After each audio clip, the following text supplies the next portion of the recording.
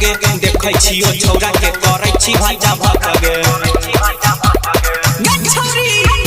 छौरी बंगाली छी कुमाला काचा कच गे देखै छियो छौरा के करै छी भाजा भात गे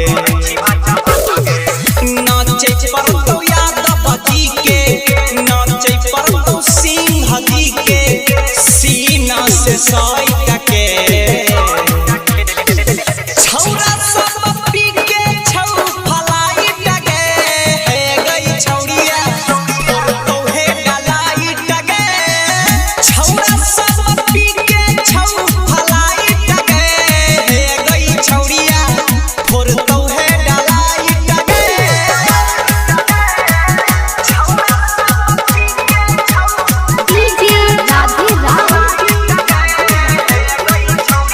राधिका रिकॉर्डिंग स्टूडियो।